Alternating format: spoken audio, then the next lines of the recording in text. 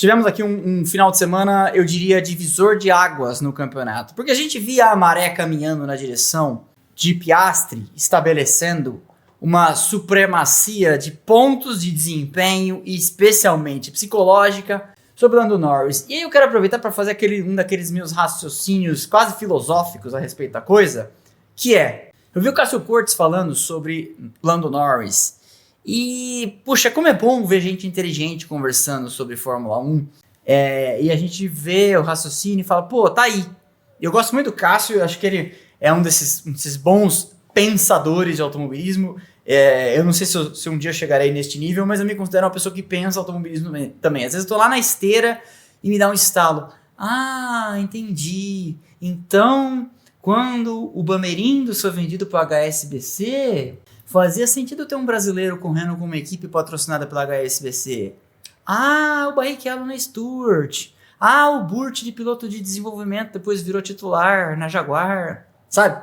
Aí você, pô, eureka, né? Então essas coisas acontecem comigo. Eu gostei muito do raciocínio do Cássio falando sobre o Norris. Ele falando assim, o Norris, pode ser que eu fale em algumas frases, mas o Norris parece ser o primeiro piloto genuinamente geração Z da Fórmula 1. Ainda que haja pilotos mais jovens do que ele, mas de comportamento talvez ele fosse mais propriamente, porque tem o Berman, tem o Colapinto, tem o próprio Bortoleto, então esses caras chegando depois, né?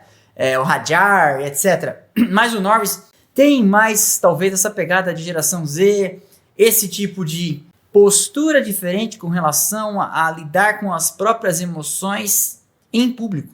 Falar sobre os próprios sentimentos sem esta carapaça que nós, especialmente, nós todos, mas especialmente nós homens, somos treinados a ter. E né, homem não chora, não fala sobre os sentimentos, não discute a relação, aquela coisa toda. E aí o Cássio falou sobre isso, e ele falou, e talvez o Norris mostre, ao contrário do que gostam de dizer os detratores, que falam que ele é fraco da cabeça, mostre muita força mental em tratar tão abertamente de suas fragilidades em público e ter a capacidade do chamado bounce back, oscilar, né, e voltar, e num final de semana como esse, andar tão melhor do que o Piastri na classificação.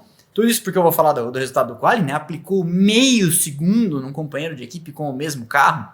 E aí alguém me perguntou assim ontem nos comentários, será que o Piastri está administrando? E eu falei, olha, eu nunca vi alguém administrar em classificação. Você pode até administrar em corrida, você pode até correr com o resultado embaixo do braço, você pode até falar, não, o segundo lugar tá bom, mas ainda faltam 14 etapas, 13 agora, 14 etapas, e na classificação ninguém anda devagar.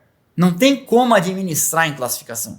Classificação é sangue nos olhos, modo máximo de potência, modo mínimo de recuperação de energia, todo o energy deployment do carro, pneu macio, 3 voltas de gasolina no tanque, couro. Não, é assim que classifica, né? Então, o Piastri não se achou em volta lançada nesse final de semana. E aí tá o resultado da corrida. Norris venceu. Mas eu gostei do que eu disse o Cássio sobre isso e acho que é muito interessante e é elucidativo, até explica o incômodo de algumas pessoas com o Norris, porque tem claramente uma mancha de um modelo mais antiquado de masculinidade que não tolera ver um piloto como o Norris lidando com as coisas de maneira diferente. E eu falei hoje na transmissão como é legal a gente ter dois personagens tão diferentes brigando pelo campeonato, dois pilotos muito rápidos. E aí uma coisa que o Cássio falou, que talvez tenha aberto meus olhos também, é talvez o melhor de Lando Norris seja melhor do que o melhor de Oscar Piastri.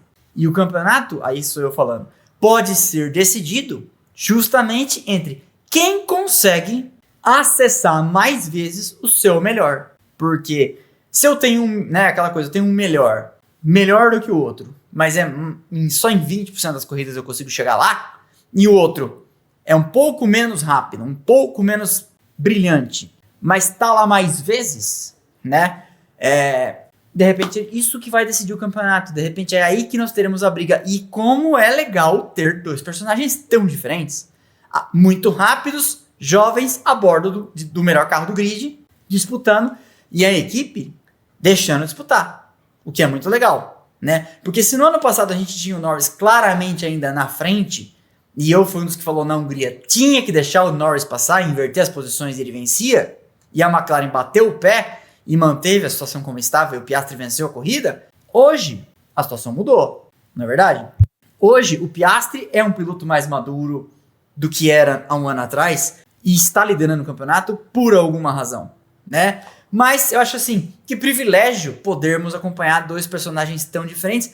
Como foi um privilégio poder acompanhar dois personagens tão diferentes, Lewis Hamilton e Max Verstappen em 2021, ou o próprio Hamilton e o Rosberg em 2014, 15, 16, e outras tantas vezes. Então acho que é muito legal a gente contar com isso. E aí quando o Cássio falou isso sobre o Lando, me deu um estalo. Falei, que legal, né? Eu já não era um dos que ficava fazendo coro aqui, de dando mole, vocês sabem, acho isso desrespeitoso. Mas agora, porra, que legal se o Norris conseguir pelo menos continuar na briga pelo campeonato, porque brigar pelo campeonato e vencer corridas já é algo muito bacana para calar a boca desta sombra de pessoas que talvez até por falta de instrumentos, a gente tem até que talvez ter um pouco de solidariedade com essas pessoas, não consegue aceitar outras formas de viver que não ser aquela antiquada que foi acostumada. Homem não chora, homem não fala dos sentimentos e tal. Então, Norris, por causa do Cássio, Norris trouxe aí uma estrelinha de simpatia comigo. Eu procuro, meu trabalho é contar história, meu trabalho é reportar, meu trabalho é analisar com vocês. Mas, simpatizei, achei que bacana e fiquei feliz, genuinamente feliz, porque o Norris venceu. Primeiro também porque acho que é bacana pro campeonato. Segundo, porque se alguém tá passando por dificuldades, consegue sair do buraco. Acho que se você tem pingo de coração e etc., você sorri com esse tipo de coisa, não é verdade?